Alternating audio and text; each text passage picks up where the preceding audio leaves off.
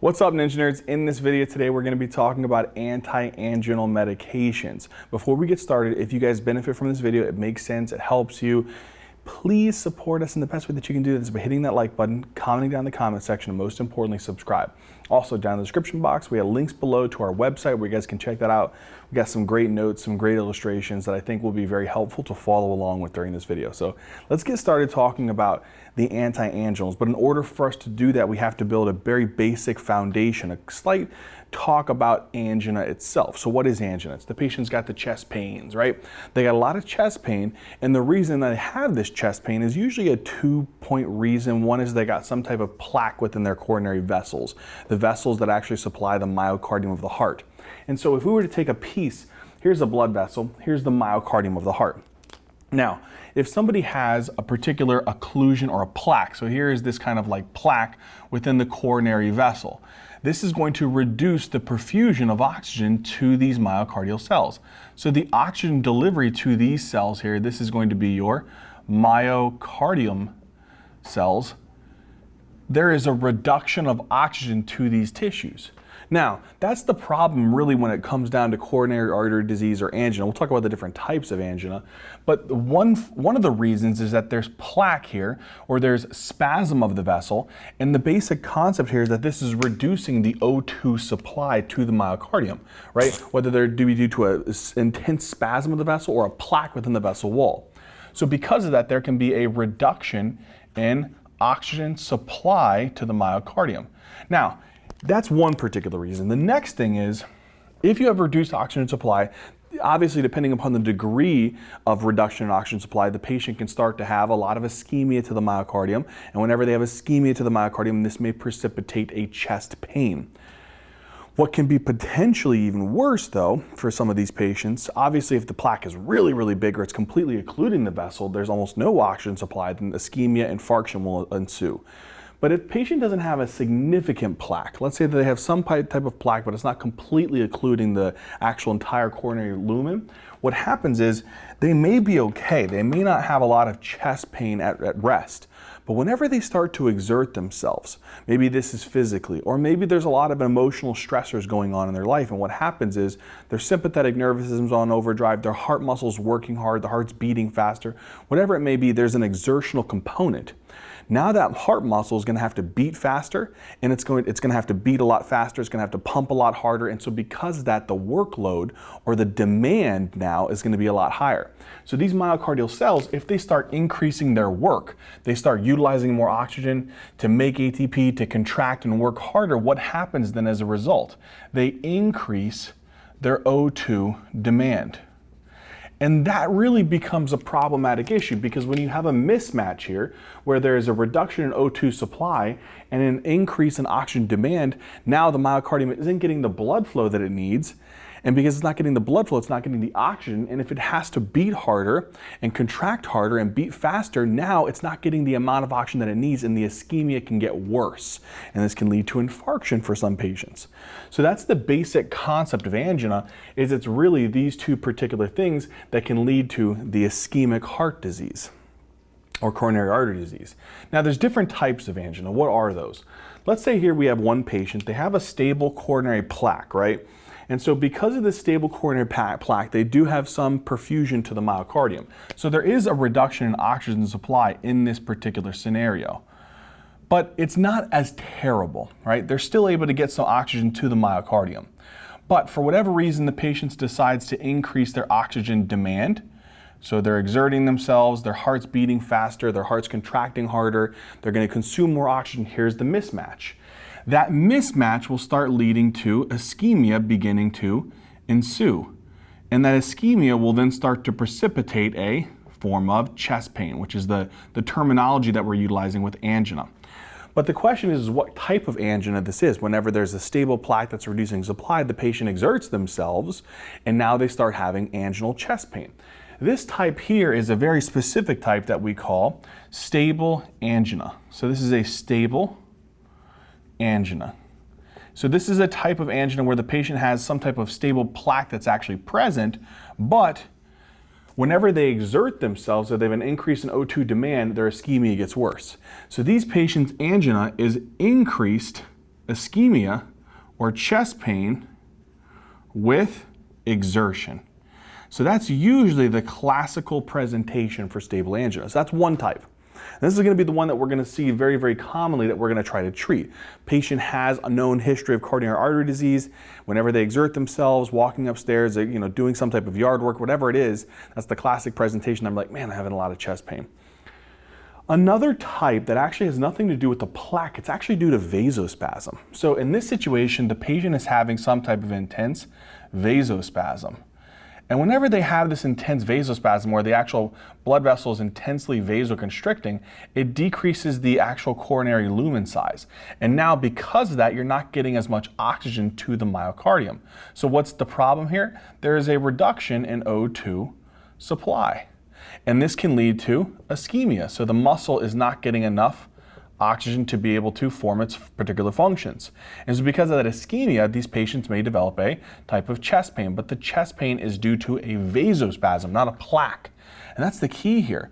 What type of chest pain is this that actually can come about for these patients, but it's due to vasospasm? This is actually called Prinzmetal's or variant angina or vasospastic angina. Prinzmetal's is the common terminology that you may see though. So just realize that. So Prinzmetal's angina is due to vasospasm. Usually this is not due to a coronary plaque. You usually see this in younger females who smoke, who maybe have migraine history, they take triptans, or they utilize cocaine, things of that nature. That's usually the more common thing. And usually this is a chest pain. So they have an ischemic chest pain that is usually worse in early AM. So in the early mornings, these patients tend to have some of this vasospasm occurring more commonly. It can occur late at night, but again, remember the patient profile. Again, we've talked about this in the coronary artery disease or ischemic heart disease lecture, so go see that if you want more details. But that's the basic concept here. And if for these patients, it really has nothing to do with exertion. It's just, again, happens to be the vasospasm of the blood vessel. All right, the next disease here, this is a patient who has a plaque, but what happens is this plaque is somewhat unstable. And with the instability of the plaque, it may rupture or fissure, and then you can form a clot on top of that plaque. So it occludes the actual vessel lumen pretty significantly. So in this situation for stable, there was a minor reduction in O2 supply. In this one, there's a significant reduction in O2 supply, enough to cause pretty decent ischemia to the actual myocardium. And all for these patients is they don't really need an increase in O2 demand. If they did, it will obviously worsen their actual ischemia, but for these patients, there really isn't this need for any kind of O2 demand. O2 demand really is not the issue here. If there is an increase in O2 demand, you can definitely bet. So I'll put like a little arrow here. If there is an increase in O2 demand, this definitely will worsen the ischemia for certain and definitely precipitate the chest pain. But this is one of the interesting types of angina where they have such a significant reduction in O2 supply that this will cause a chest pain for these patients. But this chest pain is interesting because they don't necessarily need to be exerting themselves to have this type of chest pain because there is such a significant reduction in O2 supply.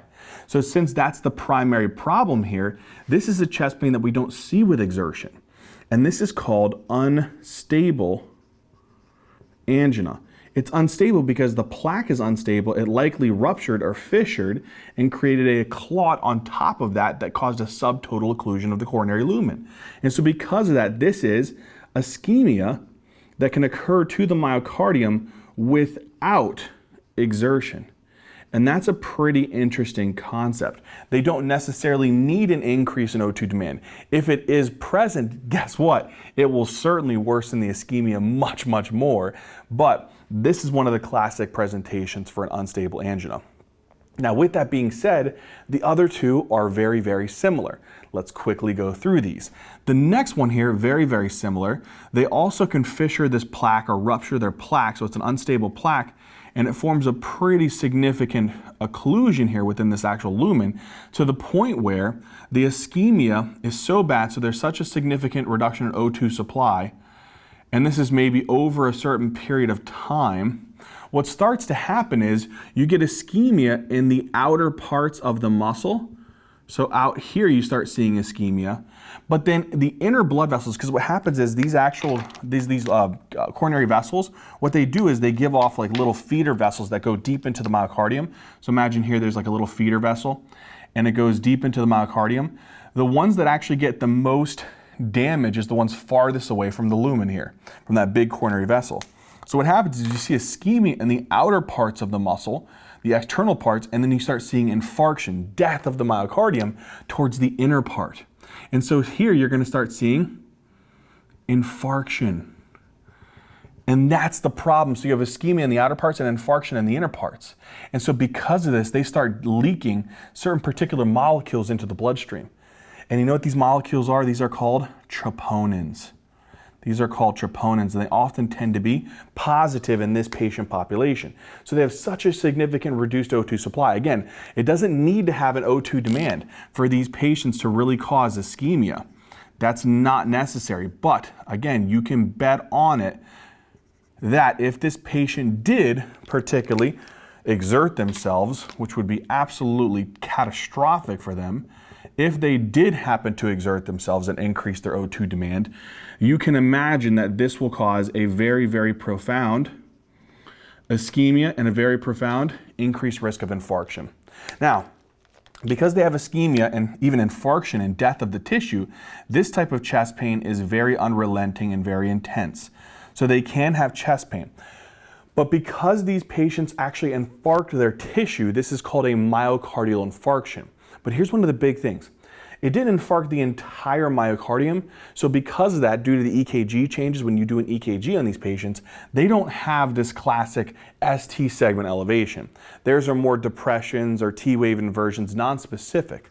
So we call this type of angina a non-ST segment elevation myocardial infarction.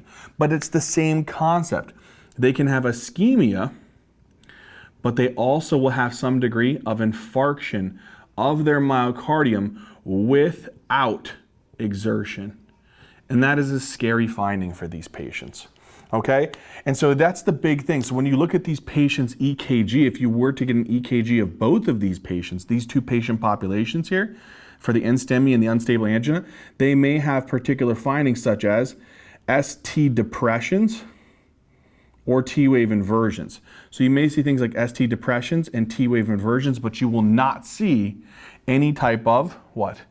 ST elevations. And so that's pertinent for patients who have unstable angina and patients who have NSTEMIs. All right, the last patient population here that can also exhibit angina is these ones are the worst case scenario. The patient has a plaque, right? It's unstable, ruptures, fissures, and now worst case scenario. A clot forms on top of this unstable plaque and causes 100% occlusion. Because of that, let's make it even more severe here.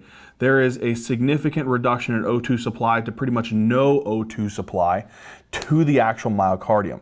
That means none of the blood flow. So if I were to draw like those feeders coming off here that are supposed to go and supply this myocardium from the external and internal part, it's all gone.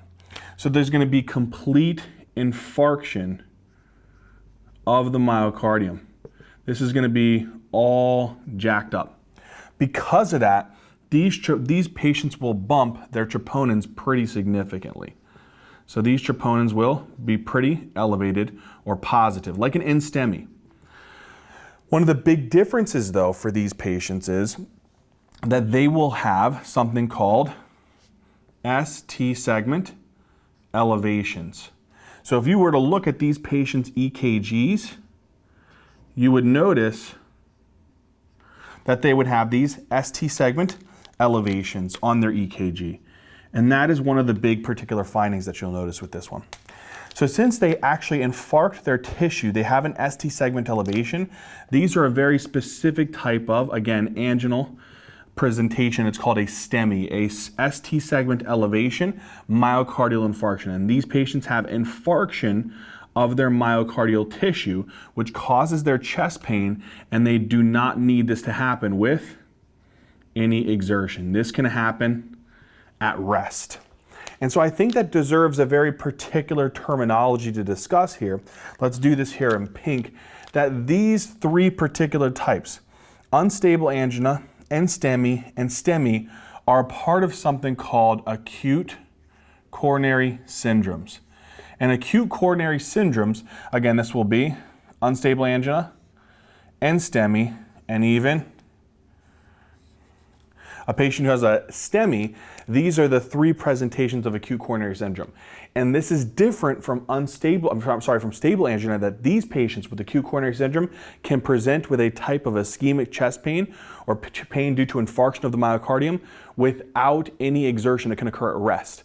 Whereas those with stable, it primarily occurs with exertion or emotional stressors, something that causes an increase in the heart rate, an increase in contractility of the heart, which causes it to consume more oxygen, increase demand, and then cause this significant mismatch. That is the key here. So when we talk about patients who have angina, you understand the different types of angina, you understand the basic pathophysiology. All we can do is, for these patients, is figure out a way that we can reduce their O2 demand. That might help a little bit. And is there a potential way that we may be able to kind of increase coronary perfusion somehow? If we can, without having to go in there and remove the plaque, that would be medical therapy that we should try to utilize for these patients. So now let's talk about those medical therapy options that we can give to patients who are presenting with the classic stable angina, or the Prinzmetal's angina, or one of the acute coronary syndromes. Let's get into it. So now, the first category of drugs that we should talk about that are utilized in patients who have angina is going to be beta blockers. These are very good first-line prophylactic medications. So a patient comes in, they're having chest pain, right? In the acute anginal phase, this is not the first line medication that you're gonna give immediately. It's a medication that you'll give a little bit later, okay? And we'll talk about it with the treatment algorithm. We'll go through this repetitively so you guys will remember how to approach a patient who comes in with angina. Now, what are the beta blockers that we should actually remember? Because there's a very particular set of them that we have to remember. The first ones that I want you to remember that are really good is going to be metoprolol. Metoprolol is probably going to be the more commonly utilized one. So that would be one. The other one that you could probably consider here is atenolol. I would say the last line one that you could give, because it's not necessarily a singular cardioselective beta blocker or beta 1 blocker, it would be propranolol. So I actually want to put a little kind of asterisk next to propranolol just so that you guys remember that this one has beta 1 and beta 2 activity, whereas metoprolol and atenolol, those would be more particularly focused on beta 1 activity. Now, with these drugs, the basic concept, it's not hard to imagine here, is that they are beta 1 blockers on the heart. That's what we're focusing on, is the beta 1 receptors on the heart. So if we were to take the two different types of myocardial cells here. So here you're gonna have the nodal system. So here we're gonna have our nodal cells. We're gonna zoom in on one of those nodal cells. And then you're gonna have also the other part, which is the contractile portion, the ones that actually squeeze and push blood out of the heart. So we have the nodal cells, like your SA node, AV node, bundle of His, Purkinje system, bundle branches, all that stuff like that. And then the ones that are the contractile cells. On their cell surface, they have very specific types of receptors. What are these receptors here called? These ones here are called beta 1 receptors. Now, what happens is, whenever the beta 1 receptors are acted on by things like norepinephrine or epinephrine, which is released by our sympathetic nervous system, they act on the nodal cells to increase heart rate, increase the cardiac output. For the contractile cells, increase contractility, squeeze more blood out, and increase cardiac output. When we give these drugs like metoprolol, atenolol, and propranolol, what they're doing is they're binding onto the beta 1 receptors, and they are inhibiting the effect of epinephrine and norepinephrine. So they will inhibit the nodal cells and the contractile cells. And the subsequent result here for the nodal cells is that you're going to block the effect of the what's called chronotropic or dromotropic action. So therefore, you're going to decrease the patient's heart rate. Why is that important? I'll get to it in just a second. The other thing is that they can block the contractile cardiac cells. And so because of that, that will decrease the contractility of the heart. Now, if I decrease the contractility and I decrease the heart rate, so contractility will determine what? It determines a patient's stroke volume. So that will drop. Heart rate determines cardiac output. So what I'll see as an effect here is that I will decrease the patient's stroke volume, which will decrease their cardiac output. If I decrease their heart rate, that'll decrease their what? Cardiac output. This will decrease cardiac output. Now, here's what I want you to think about. If you decrease cardiac output, you decrease the volume of blood that the heart is having to push out every minute. That means that that heart doesn't have to work as hard to push as much volume of blood out of the heart. That decreases the cardiac work. If I decrease my cardiac output, the overarching theme here is that I'm going to decrease the work that the heart has to do. And if I decrease cardiac work, I'm going to decrease oxygen consumption by the actual heart muscle cells, the nodal cells and the contractile cells. They're not going to have to use as much oxygen to generate action potentials and to generate contractility. And if I reduce oxygen consumption, I'm going to reduce O2 demand. Remember I told you what the basic pathophysiological principle behind this is that you have a plaque here or vasospasm and it's reducing oxygen supply. The problem is that if you have a reduced O2 supply and the demand is increased, you create a significant mismatch which worsens ischemia or can significantly worsen ischemia for the acute coronary syndromes. So my job here is to give a drug that actually will restore this balance, because what's the imbalance here? There's a reduced O2 supply and there is a increased O2 demand. Which part am I utilizing to inhibit this process? I'm going to inhibit the increase in O2 demand because it is the combination of these two particular things that creates the increased risk of ischemia. So if I do this, if I reduce O2 demand, I will reduce the ischemia that are the ischemic chest pain that these patients may experience. So that's why these drugs are good. Now, only downside that you have to be considering with these drugs is that because they have the capability of reducing the patient's heart rate, what's an adverse effect with that, my friends? For this, one of the adverse effects that you need to watch out for is bradycardia. It can drop the patient's heart rate, which could potentially make them a little bit bradycardic. The other thing is that it reduces contractility. If you reduce contractility, just make sure that you're careful because this could cause hypotension that could lead to shock. So be very, very cautious, especially if the patient has what's called decompensated heart failure. Wouldn't want to give that drug because these patients with decompensated heart failure are already cardiac output dependent. You drop their cardiac output even more, you can put them into a shock state. The other things that you want to be careful for with these drugs is that because, especially propranolol, when you look at the actual smooth muscle in the bronchial tree, this has lots of beta-2 receptors, lots of beta-2 receptors. So if you're giving propranolol, that's the more likely one to hit the beta-2 receptors. So when it hits the beta-2 receptors on the actual bronchial smooth muscle, it's going to block it. What does the beta-2 receptors naturally do? If epinephrine and norepinephrine work on them, they cause bronchodilation. You're going to block that effect. So you're going to cause bronchoconstriction, bronchospasm. And so because that, if you inhibit the beta-2 receptors, you lead to bronchospasm. And that can definitely be worse. And you'd probably want to avoid these drugs in patients who have what? Who have some type of COPD, have some type of asthma, because it potentially could exacerbate that situation since these are diseases of bronchospasm. Okay? And again, be more leery. I'm going to put that pink kind of asterisk here that you're going to see this more likely with propranolol or very high doses of metoprolol and atenolol. Okay, the next concept here is, you know, when patients have very, like here, we're going to put like a little G there. This is glucose. This is glucose. When patients have low blood glucose levels, so they have hypoglycemia. So here we're going to have hypoglycemia. When patients are hypoglycemic, what this does is this actually helps to activate glucagon release and activates our sympathetic nervous system. So what it should do naturally is it should stimulate the sympathetic nervous system.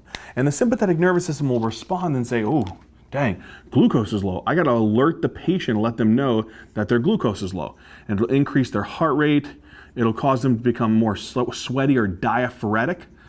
And it causes a lot of other potential features that make you aware of your hypoglycemia. If you give a beta blocker, what you're doing is you're blunting the actual sympathetic reflex. So you're inhibiting this sympathetic reflex with beta blockers. And so because of that, you could actually have the patient develop what's called hypoglycemia unawareness. And so with that being said, I would just be careful of this in patients who have some type of underlying diabetes, unless it's the last option for this patient. But this is the things that I want you to know for beta blockers. Big thing to take away, patients who have angina, the basic pathophysiological principle here is that they have a reduced O2 supply, whether it be spasm or plaque. If they have an increased O2 demand, they're exerting themselves, they're emotionally distressed. What will it do? It will increase the ischemia to the heart. Even if this is a response to their underlying disease process and they have to work harder now to be able to generate more forces to pump more blood out, the whole process is, if I give these drugs, they're going to reduce the demand, they're going to reduce the ischemic chest pain and potentially improve the patient's angina. Okay, now that we've hit that, what I want to do is I want to take a particular situation. Patient comes in, they're having anginal chest pain. And maybe they were exerting themselves. Maybe they weren't exerting themselves. What's the first line? And then how does beta blockers fit into this? Let's talk about that. All right, so patient comes in, they're having anginal chest pain, the classic anginal chest pain. If that happens, what's the actual treatment process? Well, the first thing that you should do is, we're gonna talk about these about 2 parts from now. There's another drug class we'll talk about, but we're gonna use something called nitroglycerin. So nitroglycerin is a pretty good, like, short-acting medication that'll be great in patients with acute anginal attacks. After that, then the prophylactic therapy that you'll add on next is going to be your beta blocker category. So that's how you want to remember it. Patient comes in, acute anginal attack, give them nitro to be able to reduce their actual oxygen demand significantly, maybe even improve some of their O2 supply. We'll talk about how they do that later. Then prophylactically for their anginal chest pain to reduce demand consistently throughout their days, continue to use a beta blocker on a daily basis. Now, the other thing that you want to remember, because there's a lot of drugs that we're going to go over. Actually, I'd say there's mainly 4 categories of drugs. So the question that you have to be able to ask yourself is, what if they have other comorbidities? Which one of these maybe is the best particular scenario? Well, generally, beta blockers will be the first prophylactic therapy. Now, it also would be super beneficial to do a beta blocker if the patient also has some type of post-MI. So maybe they have a coronary artery disease history and they've already had their post-MI. This is a good drug because it's been shown to reduce mortality in these patient populations and reduce cardiac remodeling as well. The other one is hypertension. This may be potentially beneficial. Now, things that you'd want to be very cautious of or avoid is in patients who have some type of COPD or asthma. And we know why, because it causes a pretty significant bronchospasm. And then maybe be cautious in patients who have diabetes mellitus. Why? Because it can cause hypoglycemia unawareness. So these are the ways that you want to think about it. What is beta blockers doing? They're reducing O2 demand by dropping heart rate, dropping contractility. Because of that, there'll be decent prophylactic medications in angina, especially if the patient is post-MI or has hypertension. Be very cautious and avoid in COPD asthma, as well as in diabetes. And then again, understand that the first prophylactic medication after patients are acutely treated for their anginal attack with nitroglycerin. Okay, now let's go to the second category of drugs that are used in angina. All right, engineers, so now we're going to move on to the next part, which is calcium channel blockers. Now, there's 2 categories of calcium channel blockers, believe it or not, that it can be utilized in angina. You have your non-dihydropyridine calcium channel blockers and your dihydropyridine calcium channel blockers. And we'll talk about their utilization, but both of them are actually decently good. So your non-dihydropyridine calcium channel blockers are going to be verapamil. So I want you to remember that one, verapamil. And then the other one is called diltiazem. Now, these have 2 mechanisms of action, and we'll talk about those. Actually, I guess you could even say technically 3 mechanisms of action. But the basic concept of patients who have some underlying type of angina is again, this one's the key interesting component. This can be used in your stable angina. Again, we'll talk about it's more of a second-line prophylactic medication, but they can be utilized, but they've actually been more preferred in patients who have Prinz metals or vasospastic angina. They're actually more preferred. Now, when you have some type of, again, here's this point here, they have some type of vasospasm, we know that this is going to reduce oxygen supply. If they have some type of plaque here, this is going to reduce O2 supply. So regardless, the whole concept of the pathophysiology here is that you're reducing O2 supply to the myocardium.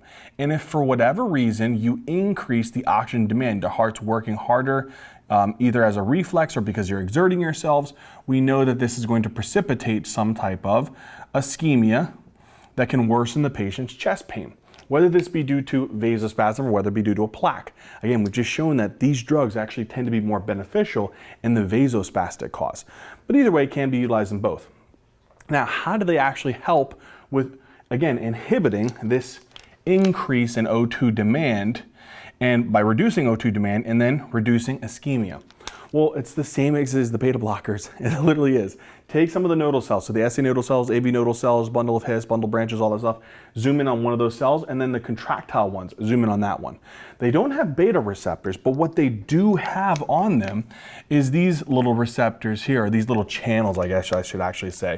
And these are called your calcium channels. So these are called your calcium channels. Now, these calcium channels, naturally what they're going to do is they allow calcium to come into the actual nodal cell. And so calcium should be able to enter into the nodal cell. And if calcium enters into the nodal cell, it should increase action potentials, increase the heart rate, increase the cardiac output. That's the whole concept here. If it goes into the contractile cell, it's supposed to be utilized to bind on with the myofilaments, inducing a more powerful contraction, increase contractility, increase stroke volume, cardiac output. Well, now what I'm going to do is I'm going to give a drug like verapamil or diltiazem that'll block these non-dihydropyridine calcium channels, prevent calcium entry. If you inhibit calcium entry into the nodal cells, it's not going to be utilized to depolarize the nodal cells, and so it'll drop the patient's heart rate, which will drop the patient's cardiac output. On top of that, if I don't have calcium coming into the contractile cells, they're not going to be able to generate the same powerful contraction. So I'm going to decrease contractility pretty significantly. If I decrease contractility, what I'm going to do is I'm going to drop the patient's stroke volume, and then I'm going to drop their cardiac output. If I drop the cardiac output, I drop the cardiac work.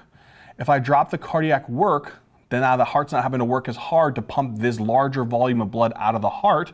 What's going to happen now? Well, then I'm going to decrease O2 consumption, and then subsequently, if I decrease O2 consumption, I'm going to reduce O2 demand. And that is how we're going to help with this patient who has some type of angina, whether it be vasospastic or, again, whether it be due to a plaque that's within the vessel wall. Now, that is the basic concept of how these drugs are actually working, the non-dihydropyridine types, but they have two more mechanisms of action. What I want us to do is, we have the arterial system here coming from the left heart. So here's going to be the heart here. Obviously, the left ventricle will pump blood out into the aorta and into the systemic circulation, right? Now, what I want to do is I want to take a piece of the arterial smooth muscle cells and zoom in on this. Then what I want to do after that is I want to take a piece of this myocardium here. I want to take a piece of the myocardium in the coronary vessel and then zoom in over here. Okay, so we're going to look at two different diagrams here. On the arterial smooth muscle cell here within the actual systemic vasculature, there is calcium channels. Okay, there is calcium channels. These calcium channels have a dihydropyridine type of molecule associated with it. So they're called dihydropyridine calcium channels. Again, the basic concept for these is that what do they allow to come in? They allow calcium to come in. And when calcium comes into these actual smooth muscle cells, what is it supposed to do? Induce contraction of the arterial smooth muscle cell. And that'll cause vasoconstriction and increase afterload and make more work for the left ventricle to pump blood out. That sounds not very helpful. So what if I give a drug that'll inhibit these dihydropyridine calcium channels? If they inhibit them, you inhibit calcium entry. If I inhibit calcium entry into the arterial smooth muscle cell, what am I going to do? I'm going to cause vasodilation. If I vasodilate, I reduce afterload. If I reduce afterload, I reduce left ventricular work, which reduces O2 consumption. And what is that going to do? That's going to reduce O2 demand. Oh my gosh, that's actually pretty straightforward then, right? So that would be one benefit then. So this is another benefit here to me reducing the oxygen demand by just causing vasodilation of the arterial system. And that will actually make left ventricle a lot easier to pump blood out then. It's not going to have to work so hard to push it against a higher pressure. That's beneficial. Okay, well here's one of the things. Verapamil and diltiazem, not only can they do the blockage of the non-dihydropyridine calcium channels on the actual heart muscle, they can also do this on the arterial smooth muscle.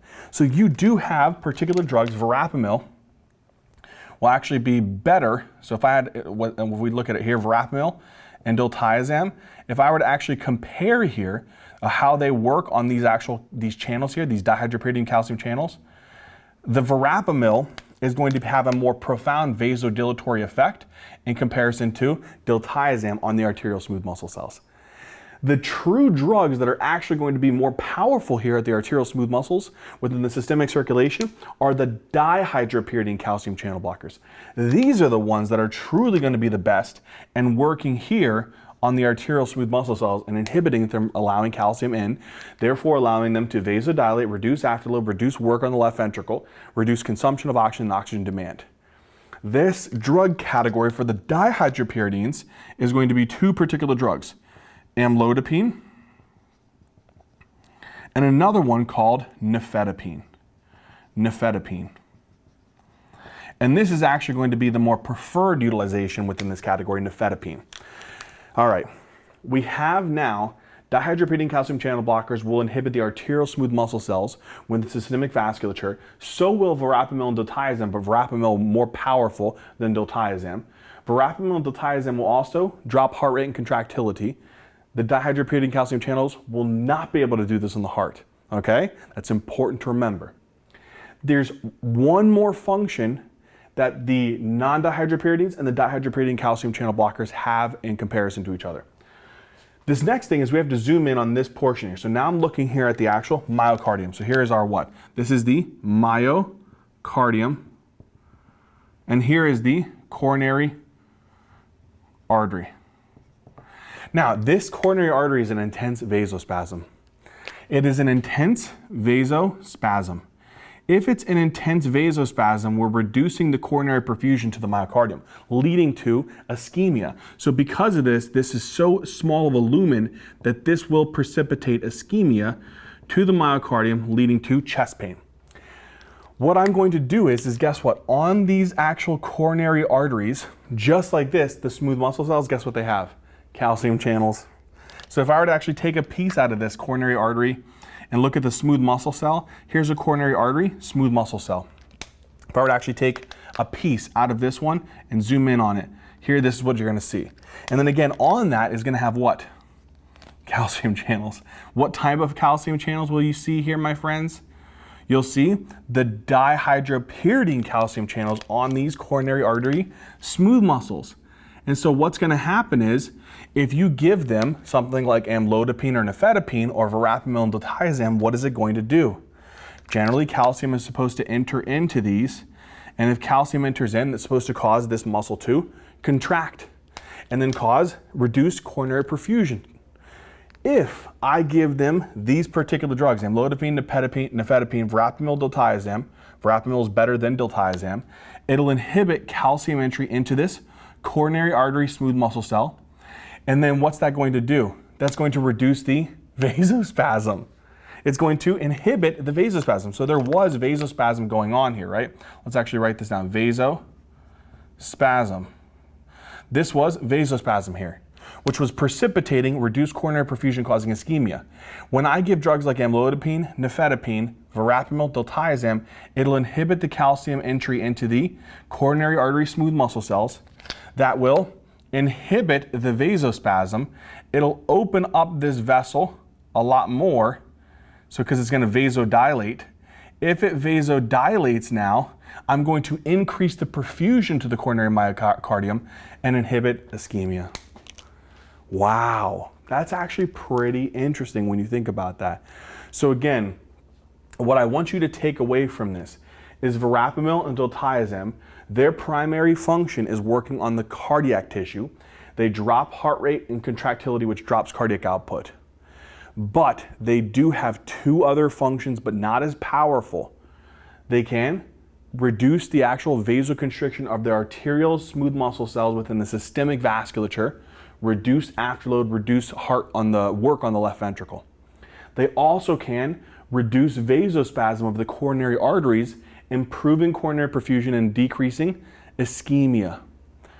The dihydropyridine calcium channel blockers, amlodipine and nifedipine, they're going to be more powerful and cause two particular functions. One is they inhibit calcium entry into the arterial smooth muscle cells in the systemic vasculature, reduce afterload, reduce left ventricular work, and They cause vasodilation of the vasospastic coronary arteries, improving coronary perfusion and inhibiting ischemia.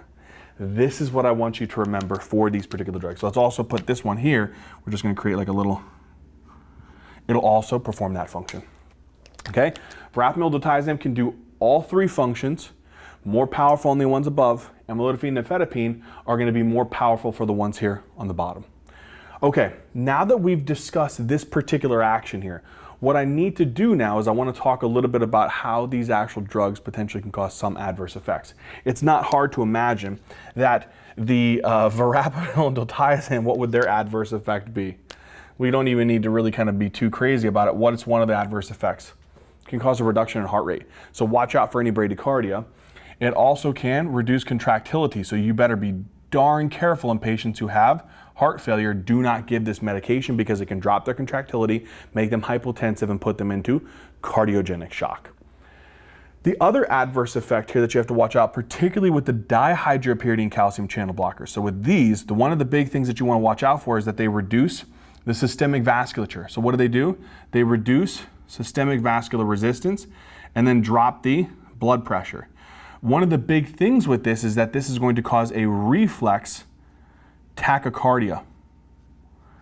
So watch out for this as a potential adverse effect that you can see with the dihydropyridine calcium channel blockers.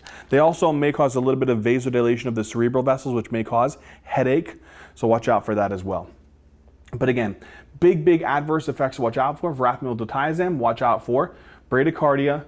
They can cause hypotension, even cardiogenic shock if they have decompensated heart failure, so avoided in those patient populations. And then the dihydropyridines, again, they can cause a reflexive tachycardia because they actually will drop your systemic vascular resistance. One last thing is that these drugs, the dihydropyridine calcium channel blockers, they have been shown to be able to increase the risk of mortality in very specific patients who have coronary artery disease and have had a recent MI. So particularly post-MI. This has been shown to potentially increase mortality. So you should be very careful in patients who have some type of post-MI avoiding these medications because there has been some literature that show that they can actually increase mortality. Okay, now that we got the calcium channel blockers kind of in our head, okay, we know that these are way better at treating what type of true angina. The Prinz metals, the vasospastic angina is what they're really good at. That's going to be the best thing. They're not as good at treating more of the stable angina, unstable angina, etc. If a patient comes in and they're presenting with angina, how are we going to treat them? Well, we already know we hit them with nitros, then first line prophylactic is beta blockers. Then how do we fit in the next part? Let's talk about that. All right, my friends, so now when we talk about patients who come in with anginal chest pain, again, I think one of the big things to be able to remember here is that these drugs, the calcium channel blocker category, regardless of which one, they are just really good at that vasospastic or Prinz metals angina. This is really the preferred indication of these drugs, right? But it's one of the types of angina that we did discuss. But there is some benefit to it in patients who have some type of plaque within their vessels. Just make sure that they haven't had a recent MI, okay? But patient has angina, they come in, what do you first give them? Sublingual nitroglycerin because it's short acting, it's gonna be the first one. Then after that is a prophylactic therapy, first line is going to be beta blockers. Now, if the patient still has refractory, so if they're refractory to the above therapy, so they're still having refractory angina, despite the utilization of acute nitroglycerin and beta blockers, then what you do is you have one of two options. You can do a calcium channel blocker, whether it be the non-dihydropyridines or the dihydropyridines, or you can do what's called nitrates. And that's the next drug category that we'll talk about here in a second, the long-acting nitrates. Now, if you're going to be giving a patient a calcium channel blocker, what would make it a little bit more preferable?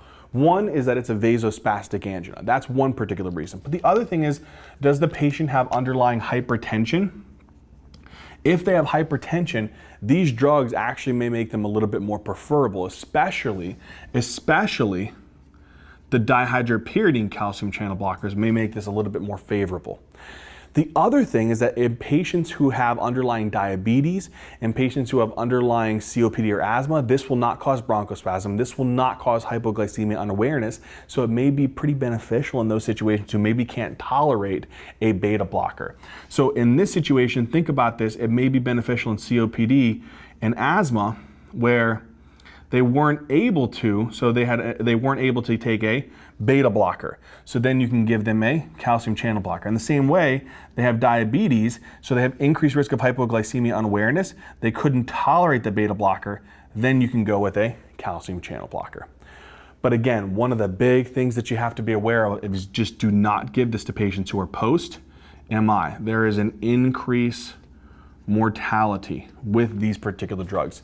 Reason why, not completely understood, but again, something that you should potentially avoid.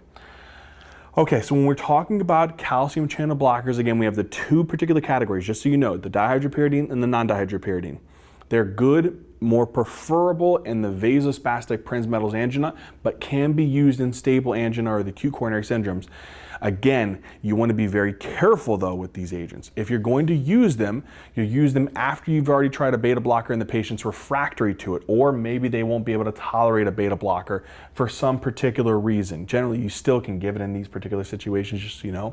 But if you're going to give a calcium channel blocker, it may be beneficial if the patient has hypertension, diabetes and COPD, which they can't tolerate a beta blocker, or again, diabetes or COPD, asthma, that they can't tolerate a beta blocker. Calcium channel blocker may be more preferred. But if they're post-MI, do not give them this because there's an increased risk of mortality because you may drop their pressure and put them into cardiogenic shock. Okay.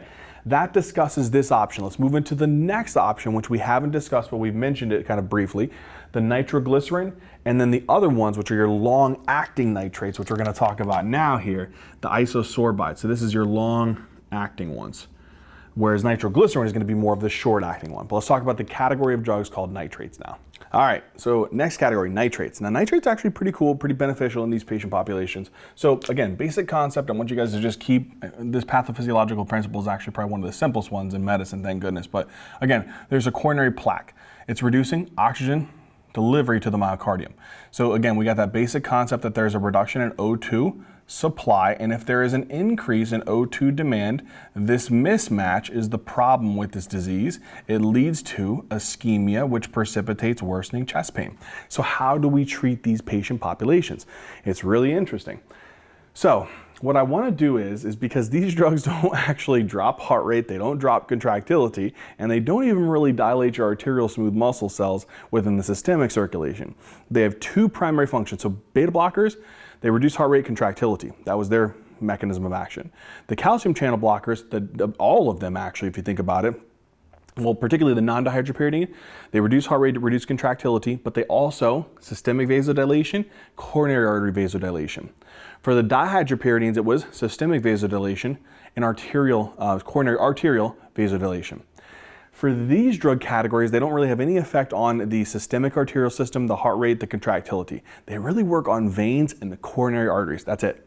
So what do they do first? So let's focus here on the veins. So here, this is going to be the venous circulation, the big veins. I'm going to zoom in on one of these actual venous smooth muscle cells and show you how nitrates actually work. So nitrates are pretty cool. So what the nitrates do is, so here we're going to have this nitrate drug category, and we'll talk about these in just a second. What they do is they get taken up into this venous smooth muscle cell. Once they do that, they release a molecule from their structure called nitric oxide.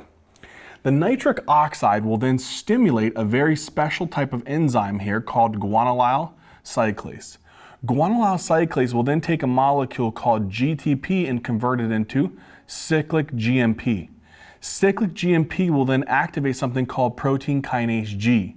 And then protein kinase G will act on what's called myosin light chain phosphatase. And what it'll do is it'll act on this enzyme, phosphorylate it. And when it's phosphorylated, it's not able to allow for the contraction of the cardiac muscle. This smooth muscle cell. It's going to inhibit the smooth muscle cell contraction. If you inhibit the smooth muscle cell contraction, why is that potentially beneficial? So what am I going to do? I'm going to inhibit smooth muscle contraction. If I inhibit smooth muscle contraction, particularly within the veins, what's the overarching concept here? I'm going to cause venodilation. If I cause venodilation, I will reduce preload. If I reduce preload, I reduce stroke volume. If I reduce stroke volume, I reduce cardiac output. If I reduce cardiac output, I reduce what? Oxygen consumption or cardiac work. There's less volume that the heart has to pump out now. And so that's going to reduce oxygen consumption, and then subsequently, if I reduce oxygen consumption, I'm going to reduce O2 demand. And if I do this, where I actually reduce the O2 demand, I may reduce the ischemia. So the basic concept with these actual nitrates is that they cause a very profound venodilation of larger veins, which is going to reduce the return of blood back to the right heart. This is inhibited. You inhibit the actual return of blood to the actual heart. Why is that potentially beneficial? Because you reduce the massive volumes that can be returned, which reduces preload, stroke volume, and now you're not going to have to pump as much volume of blood out of the heart. That's less work that it's got to do. That's the benefit behind this. Now, with that being said, venodilation does come with some particular risks that you have to be careful of.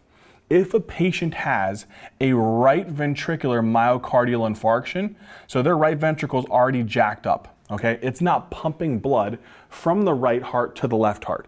So with a right ventricular MI, if a patient has some type of damage here to their right ventricle, it's not pushing blood out via the pulmonary circulation, and it's not giving blood to the left heart.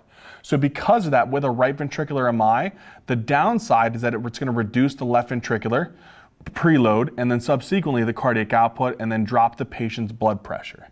If you give a nitrate, then you reduce their preload even more. You reduce the left ventricular cardiac output even more, and you drop their blood pressure even more. So with a right ventricular MI, be very careful. Do not give nitrates because of why?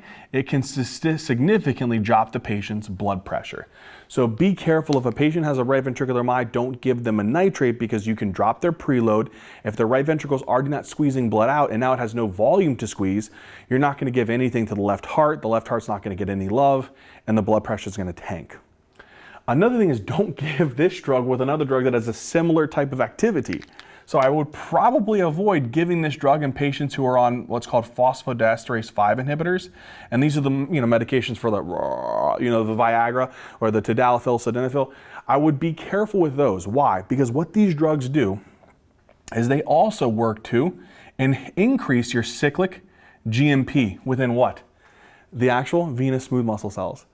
And if they do that, what are they going to do? If you increase cyclic GMP, you're going to inhibit smooth muscle cells even more. You're going to cause more profound venodilation, and more profound venodilation is going to reduce preload and reduce significant venous return to the heart and make the patient's blood pressure tank. So because of that, this also will lead to hypotension. So one of the potential contraindications is patients who may have an increased risk of hypotension with PDE5 inhibitors and right ventricular MIs. Be careful. The other thing that I would also be careful with is whenever you venodilate, guess what else you do? You reduce preload, stroke volume, cardiac output, and what's that potential downside to that is this may drop blood pressure during positional changes. And because of that, what this may look like is when a patient's going from a seated to from a seated position to standing, or from supine to a seated, there's a quick positional change. And that positional change naturally may do what? It may naturally reduce their venous return, but then you venodilate them, reduce their venous return even more. And so because of that, this could actually lead to orthostatic hypotension. So orthostatic hypotension, drop in blood pressure. So watch out for that as well. Another potential thing that it may do is actually dilate the cerebral vessels a little bit and maybe actually bang on those pain receptors in the dura mater and cause headaches as well. But again, these are some of the big things that you really got to be careful with. Another concept here with this drug, just going off of the venous smooth muscle. So this is another venous smooth muscle cell.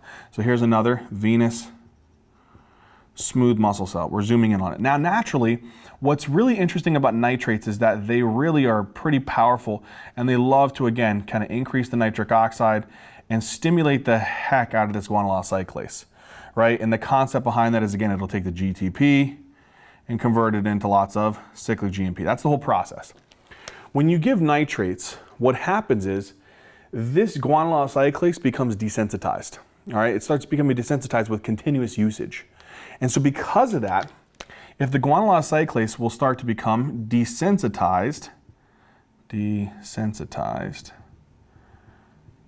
what you see is you see a decrease in the efficacy of the drug. And so because of that, as you have desensitization of the guanylyl cyclase from stimulating it so much, it may not respond as well to exposure to nitrates. The efficacy may go down. So what you want to do to actually improve the sensitivity is have what's called a nitrate-free interval. And what that nitrate-free interval will do is it'll actually give you a time period, generally like 10 to 12 hours. And when you give them that 10 to 12 hour nitrate-free period, it'll actually inhibit that desensitization to allow for the guanylyl cyclase to be like, okay, you haven't annoyed me and nagged me enough for the past 10 to 12 hours, so now I'm good, you can go ahead, stimulate me again, I'm ready to roll. So that's the whole concept, is that it's just been being bugged and stimulated constantly by the nitrates. You want to give these patients about a 10 to 12 hour period where they're free from nitrates, so that way whenever you do that, the actual guanylyl cyclase is more responsive, it's ready to respond to the nitrates, and again, allow for the efficacy to improve. So that's the whole concept, is give them a nitrate-free period. Generally, the nitrates, you want to give them about a 10 to 12 hour free period. And that should be able to restore that sensitivity. And for some patients, this may be best at night when their cardiac output's already down and they're not having to do too much cardiac work. That would be more for your classic coronary artery disease patients. For the vasospastic or Prinzmetal's, it may actually be better to kind of have hold their nitrates during the later afternoon, because their chest pain is usually early in the morning. So that might be something to consider. All right, so we got the basic concept of their venodilation, how that works, and some of the adverse effects from that, and then the tolerance factor is a huge one to remember. The next thing is that it also has another mechanism of action. The next mechanism of action is that here's an arterial smooth muscle cell from a coronary vessel. So what I did is I took this coronary artery here, I zoomed in on one of the smooth muscle cells within this. Now what this does is, it's the exact same concept. Here's this enzyme called guanylyl cyclase. I'm going to stimulate the heck out of it. So I'm going to take a nitrate. It's going to come into this coronary artery smooth muscle cell. It's going to increase nitric oxide, stimulate this enzyme, take GTP, convert it into cyclic GMP, stimulate increase in protein kinase G, and then work on the myosin light chain phosphatase. And by doing that, what it's going to do is it's going to inhibit the actual smooth muscle cell contraction. If I decrease coronary artery smooth muscle cell contraction, what I'm going to do is I'm going to actually vasodilate. This will cause coronary vasodilation. And if I coronary vasodilate, what I'm going to do is I'm going to increase perfusion to the myocardium and improve some of the oxygen supply. So that is the basic concept with nitrates. So what nitrates are going to do is twofold function. One, coronary artery vasodilation. The other one is venodilation of the big, massive venous structures that return blood to the heart. That's the concept I want you guys to know. Now, with these drugs, there's two particular categories that I want you to know. One is your short-acting drug category, and the other one is your long-acting drug categories.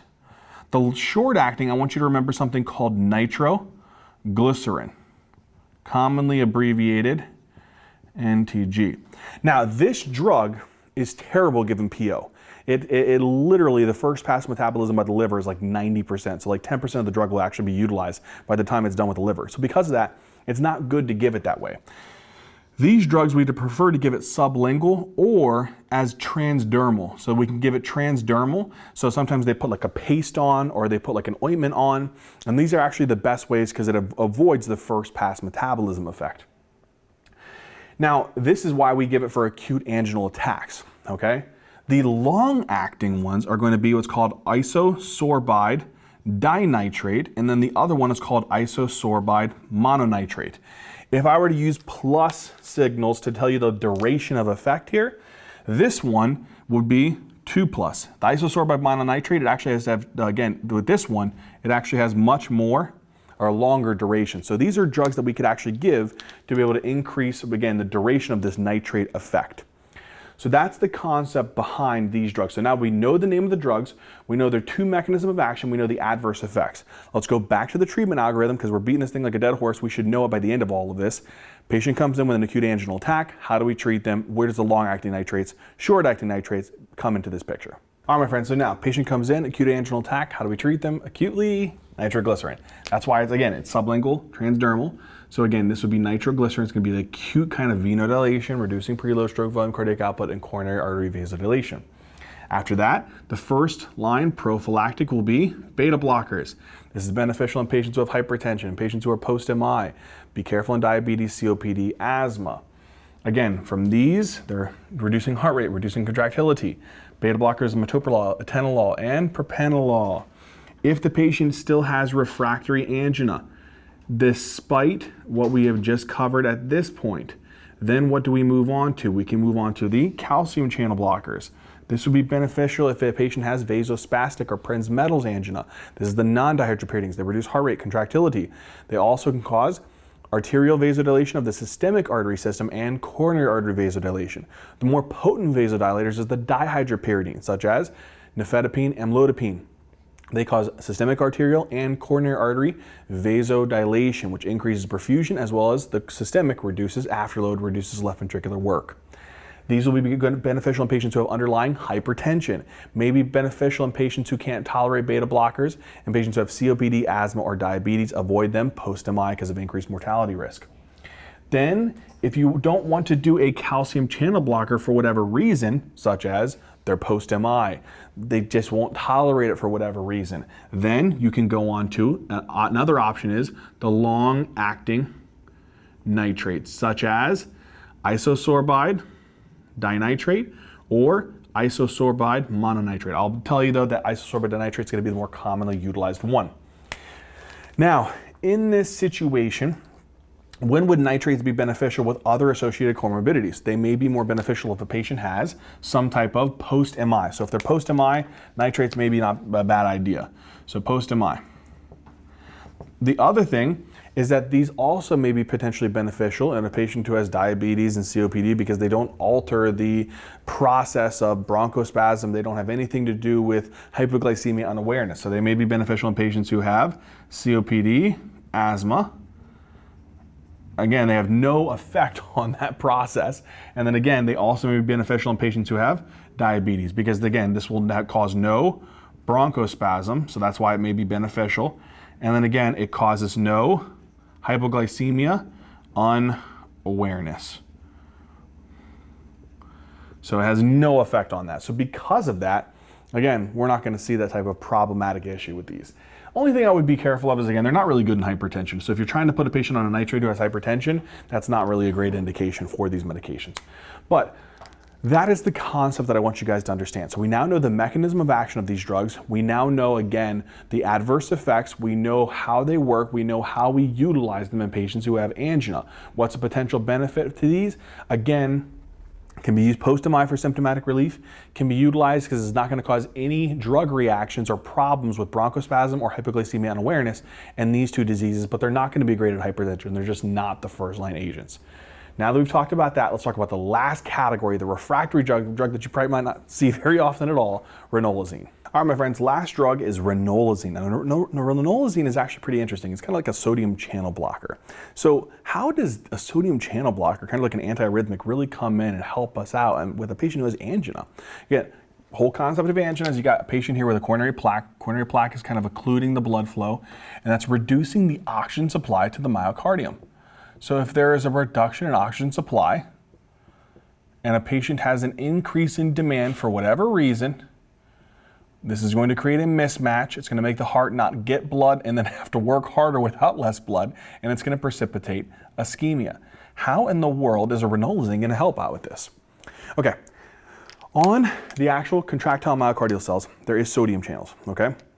And what happens is on these channels, we have this sodium channel. It's called a late inward sodium channel.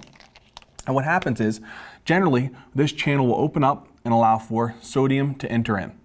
When sodium enters into this actual cell, what happens is then the concentration of sodium increases when it comes in via this sodium channel. When it enters into the cell, now what happens is the sodium concentration is going to be lower outside of the cardiac myocyte and then higher inside of the cardiac myocyte. So then the sodium is going to be utilized via this next transporter to pump sodium out and then subsequently bring another molecule in. And this is going to be calcium. Calcium is then going to be utilized to work to stimulate the actual myofilaments to induce contraction of the myocardium. Now, why is that potentially a problem? So now, this contractile cell will induce an intense contraction, and this contraction will be sustained, especially during diastole. Okay, so especially during diastole. What happens is ischemia. Patients who have some type of ischemic heart disease really accelerates the activation of this late inward sodium channel and causes lots of sodium influx, lots of calcium to move in via this sodium-calcium exchanger and cause increased contraction that's sustained, and especially during diastole. Now, that is an interesting concept. Why? If this muscle is firing and it's contracting intensely, especially during the diastolic process. During diastole, your heart is supposed to get more blood flow. That's really when the coronary perfusion is supposed to occur. But in this situation, in patients who have some type of ischemic heart disease, what we see is that this ischemia will increase contraction, so it'll increase the stimulation of contraction of the myocardium. What that's going to do is, that's going to cause the actual wall tension to increase, especially during diastole. So it's going to increase what's called your diastolic wall tension. It's going to increase your diastolic wall tension. Since this muscle is going to be contracting so powerfully, the tension that you're going to actually experience within that actual left ventricular wall is going to increase, especially during diastole. When you have that diastolic wall tension goes up, it's also going to increase the left ventricular end diastolic pressures as well. So you're going to have an increase in diastolic wall tension and an increase in the diastolic pressures. Why is that problematic? The reason why that's problematic is that if your tension's higher, what it's going to do is, imagine here you have these coronary vessels. Let's actually get rid of some of these plus arrows. Here's going to be these coronary vessels that give feed into the myocardium. When you have all of this tension, what you're doing is you're squeezing and clamping down. So if the diastolic wall tension's high, if the left ventricular end diastolic pressure's high, this is pushing and squeezing on these microvessels of the coronary circulation. Now you're not going to get any coronary blood supply to the myocardium, and that's going to worsen the ischemia, right? So you see how this is a problematic thing, that it's just going to be this vicious cycle. So this is going to compress the microvessels. So this leads to microvascular compression. And what that does is that worsens oxygen delivery. And on top of that, if you increase contraction, increase wall tension, increase left ventricular end diastolic pressure, all of these three things are increasing your actual O2 demand. So this right here is increasing O2 demand. This is problematic, right? This is very problematic. So imagine now I give the drug Ranolazine. Ranolazine is going to inhibit this inward sodium channel. Sodium will not be brought in, let's do it in a different color here. Sodium will not be brought in to the actual cardiac muscle cell. So you're going to inhibit sodium entry. If sodium is not in, then we don't have the actual gradient to push sodium out and bring calcium in. So then this exchange process will be inhibited. Less calcium will come in to the actual cardiac muscle cell. Less calcium means less contractility. If I decrease the contraction of the actual cardiac muscle cell, I'll decrease the sustained diastolic contraction. What will that look like now? So if I give Ranolazine, now ischemia, so I'm going to have a patient who has ischemia of their myocardium with Ranolazine. This one was without Ranolazine. So this one is without Ranolazine. What would this look like? Now, to give it in a different color here. With Ranolazine, what you're going to do is you're actually going to inhibit or decrease the contraction of the myocardium. That's going to reduce the O2 demand. Now the heart's not going to have to work as hard to pump blood out. And also we'll do what? Subsequently, if I decrease contraction that's sustained into diastole, I'm going to decrease the diastolic wall tension. So the tension within the actual ventricular walls during diastole is decreased. Subsequently, if the tension in the wall is decreased, the left ventricular end diastolic pressure will also be decreased. If that's the case, I'm going to have these micro vessels that are actually coming into the myocardium. There's going to be less compression. So if the actual left ventricular end diastolic pressure naturally and the diastolic wall tension is lower, there's going to be less compression of the microvessels. If there's less compression of the microvasculature, the coronary microvasculature, why is that potentially beneficial? Microvasculature compression. I'm not going to squeeze those small coronary arteries, and that's going to improve the O2 delivery. And that is going to help to do what? I'm going to help to fix the O2 supply.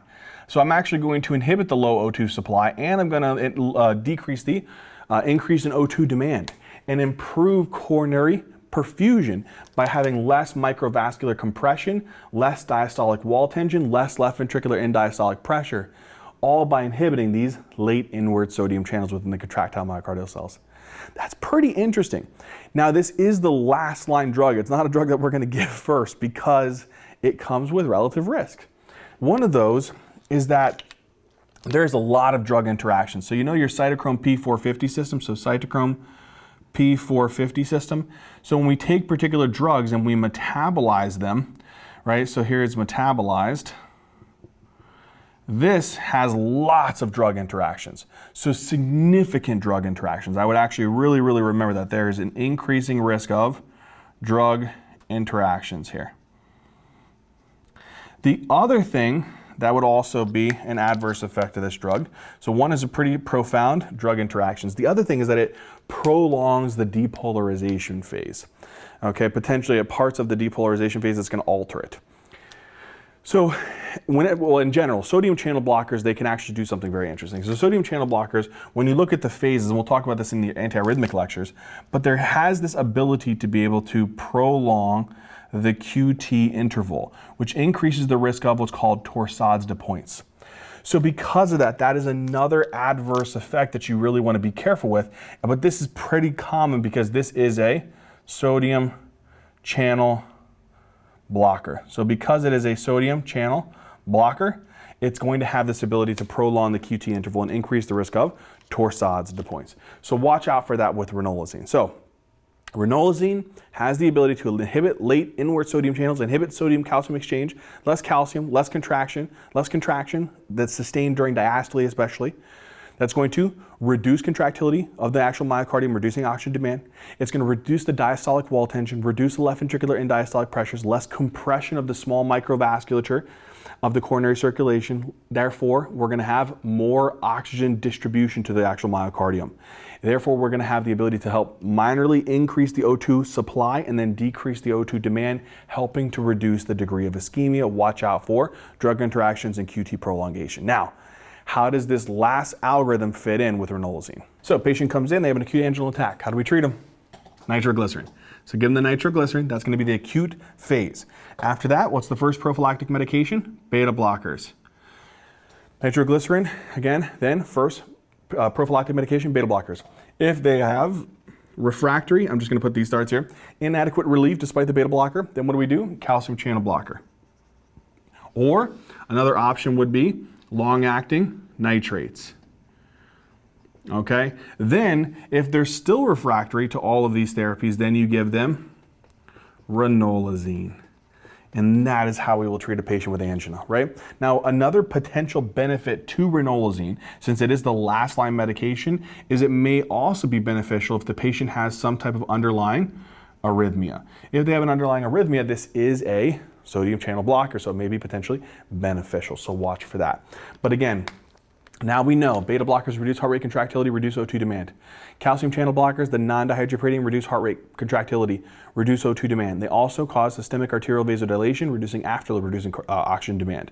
They also do what? Reduce They vasospasm, and they actually can cause coronary artery vasodilation, improving coronary perfusion. Nitrates, what do? They venodilate, reduce preload, stroke volume, cardiac output, and then reduce O2 demand, but they also provide coronary artery vasodilation. And then lastly, ranolazine reduces inward sodium channels, and then reduces sodium-calcium exchange, reduces contractility of the myocardium, which reduces O2 demand. It also reduces the contractility that's sustained during diastole, which reduces diastolic wall tension, reduces left ventricular end diastolic pressures, which has less compression of the microvasculatures coming off of the coronary vessels, and improves oxygen delivery, and again, treats ischemia within these patients who have angina. Again, but it's last line. Now that we know this, we've covered all of them. Let's do some questions now and some cases on patients who have angina. All right, so let's do some questions. So here we have, which one of the following best describes stable angina? So it's a plaque, stable plaque.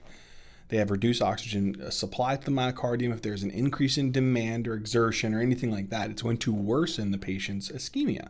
So which one of these kind of supports that answer?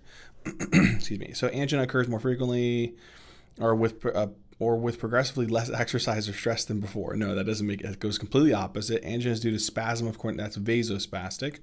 Angina due to increased myocardial demand, which is reproducible and relieved by rest or nitroglycerin. That's the answer. So it's a patient who's having more demand, and if you have them chill out, rest, calm down, or give them nitro to reduce preload and coronary vasodilate, they will improve. So it's definitely C.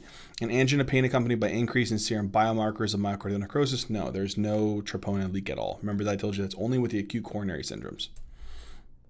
All right, beautiful. That should be C. Okay, next one. Which medication should be prescribed to all angina patients to treat an acute attack? I always told you that the first one has to be nitroglycerin. So it always should be sublingual. You can do a spray in the mouth, and then if that doesn't work, then you can do nitroglycerin patches. So they can do potentially, it's more of like a paste actually, like a paste or an ointment, but they can put a patch over it. But generally it's going to be nitroglycerin sublingual tablet or spray. It's always going to be first line. Which of the following instructions are important to communicate to a patient receiving a prescription for nitroglycerin? Apply the patch at onset of anginal symptoms for quick relief. Yes, that's necessary. That could be true. Remove the old patch for after 24 hours of use, and immediately apply the next patch to prevent any breakthrough. Not necessarily. Do not use sublingual nitro in combination with the patch. That's definitely something you probably shouldn't do. Oh, this is what we talked about on the whiteboard. Have a nitrate-free interval to 10 to 12 hours every day to prevent the development of nitrate tolerance. It has to be that. That's always something that you should communicate to these patients, to have a 10 to 12 hour free period without nitrates to reduce the kind of excessive stimulation of this guanylyl cyclase and improve and restore sensitivity. Okay. 64-year-old man prescribed atenolol, which is a beta blocker, and sublingual nitro, which is again, nitroglycerin.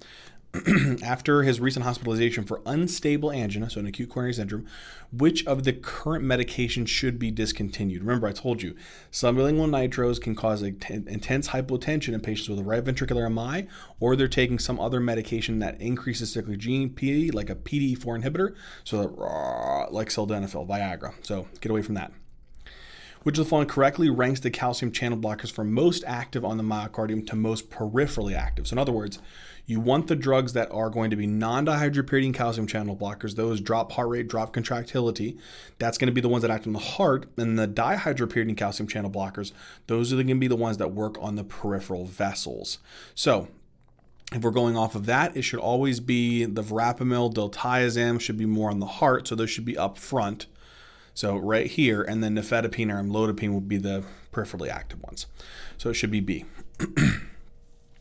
76-year-old man with uncontrolled hypertension is experiencing typical angina chest pain that is relieved with rest and sublingual nitro. He has a high blood pressure, 178/92, a low heart rate, so he has bradycardia, which is the most appropriate therapy for his angina at this time. So remember, I told you, it always nitroglycerin first and then a beta blocker. What if they have a particular contraindication to a beta blocker, such as they're bradycardic? Probably wouldn't want to give that in this patient population. Why? Because if you give them a beta blocker, you're going to drop their heart rate even more. So I'd probably stay away from a beta blocker. That goes to the next option. So the next option is if you can't tolerate a beta blocker, then it's a calcium channel blocker or a long-acting nitrates. We don't even have a nitrate option in here. So that's not the case either. So it's going to be a calcium channel blocker. Now, which ones actually are the ones that drop your heart rate? Verapamil and diltiazem. So I can't give these as well because this will drop the patient's heart rate and make them bradycardic. So I can't give verapamil because it's a non-dihydropyridine. I can't give metope. These two will drop the heart rate even more. They both can be used in hypertension, but which one's even better in hypertension? Because it peripherally vasodilates. Amlodipine. So amlodipine is the other calcium channel blocker, the dihydropyridine calcium channel blocker that will be good in this particular scenario because it treats hypertension. Just can't do a beta blocker because why?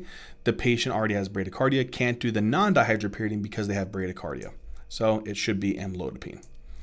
All right, 65-year-old male experiences uncontrolled anginal attacks that limit his ability to do household chores. He's adherent to his maximized dose of beta blockers with a low heart rate and a low blood pressure. He's unable to tolerate an increase in isosorbide dinitrate due to headache, which is the most appropriate addition to his antianginal therapy. So if he has an acute attack, he uses nitro. He's been on prophylactic beta blocker. He's been maximized. The next option is a calcium channel blocker or isosorbide dinitrate or mononitrate, one of the long-acting nitrates. They use long-acting nitrates. Patient must not be able to tolerate a calcium channel blocker. So again, it's either one or the other, a long-acting nitrate or a calcium channel blocker. They're on a long-acting nitrate.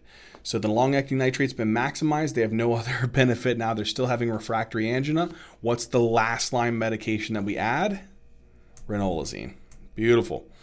62-year-old man with ischemic heart disease complains of angina pain that has been progressively worse over the past 30 minutes despite the use of nitroglycerin, which is the following is the best course of action. So this is a person having, again, progressively worsening anginal chest pain. They definitely likely are having some type of MI, whether it's an NSTEMI, a STEMI, or maybe even an unstable angina. These patients, yes, you can initiate metoprolol, but they're likely probably having an active MI. So I wouldn't even bother initiating metoprolol for this person. They're likely going to need the most important thing. They probably ruptured that plaque and they're at high risk of a complete occlusion to their myocardium. And at this point, I say that they need to get a catheterization to go in and actually open up that vessel. So they need to go to the ED immediately. It's likely that they're having an acute coronary syndrome. Metoprolol could be initiated post kind of catheterization, but right now they're likely having some type of acute coronary event. They got to go to the ED. Which is correct regarding antianginal therapy in patients with heart failure with a reduced EF? Well, beta blockers have been associated with a reduced mortality. That's always the case. Beta blockers, ACE inhibitors, ARBs are always associated with a reduced mortality. So I know that's the answer then. Dihydropyridine calcium channel blockers should be avoided. Yeah, you really should be careful with these. Again, we know that patients who have heart failure with a reduced EF or post-MI, there has been associated with an increased mortality. So yeah, I probably wouldn't do that one.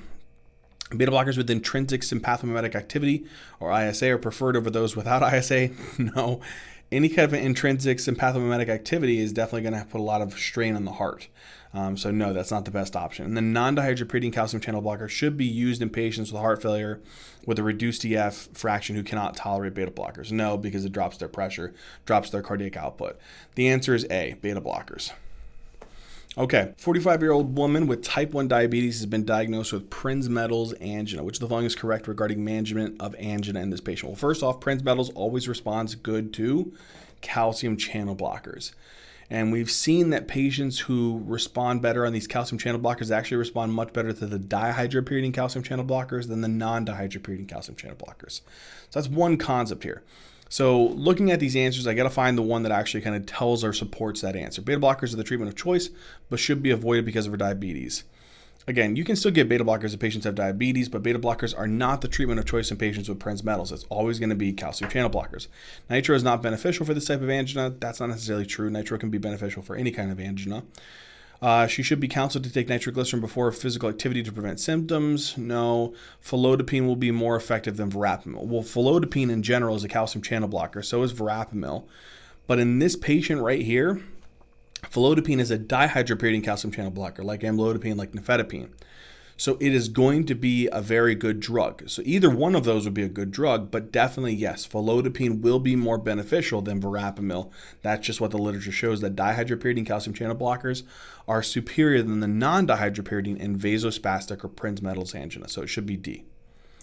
All right, my friends, that covers all of the cases and the questions that we talked about with anti-anginal medications. I hope it made sense. I hope that you guys enjoyed it. And as always, until next time.